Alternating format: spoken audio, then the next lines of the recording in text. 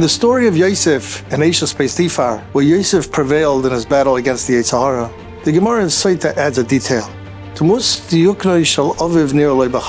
image of Yaakov Avinu appeared to Yosef in the window and told Yosef, don't do the Aveira. How many of us have stumbled in our battle with the Yetzer Hara, thinking to ourselves as if only one of the others would have appeared to us and told us not to do the Aveira? Maybe we would have prevailed, and maybe we would have been more successful in our battle with the Yetzer Hara. What was so special about Yosef, and why aren't we Zeicha to this Siyata D'Shmaya? Another obvious question is, if Yaakov Avinu felt that it was so important that Yosef shouldn't do the Aveira, why didn't he come into the bayis? Why didn't he come into the house and tell Yosef, don't do this Aveira? Why did the image of Yaakov Avinu stay behind the chalain, stay behind the window? You know, sometimes when we're about to do an Aveira, out of nowhere, a thought comes to our mind. We hear an inner voice telling us, don't do it, stay away from it, do tshuva. Where does that voice come from? In the Goyish world, they'll call it a conscience. But is there something more?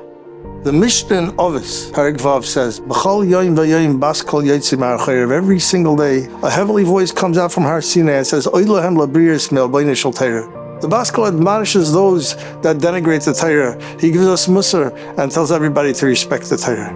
Ask the Maral, what's the purpose of that Bas Kol if nobody hears it? The Toldos Yaakov Yosef brings in the name of the Baal Shem Tov, that every time someone's about to do an Aveira, and they have an inner voice and an inner thought saying, don't do it, or an inner voice of tshuva, and you don't know where that voice is coming from, you don't know where that thought came from, it didn't come from nowhere. It's that Bas Kol you're hearing. That Bas Kol is not exceptionally loud, nor is it extremely quiet. It's loud enough that if you really want to hear it, you'll hear it and you'll stay away from Aveiras. But if you choose to ignore it and continue on the path of Chet, you have that option too. Yaakov Avinu did not come into the house where Yosef was. He stayed at the chalain, just close enough that if Yosef really wanted to see him, he'll see him and he'll hear him. And just far enough that if Yosef would want to ignore it and just explain it away, that it's just the shadow behind the window, he would have been able to do that too. What was special about Yosef is that he wanted to see it, and he actually did see it and hear it, and that's why he stayed away from the Aveira. Every one of us has moments in our life that when we're about to do an Aveira, we have an inner thought and an inner feeling, maybe I shouldn't do this. That's the Bas Kol we're hearing.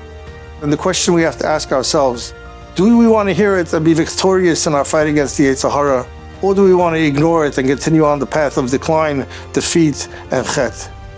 Yaakov Avinu is at the window. Do we really want to see him?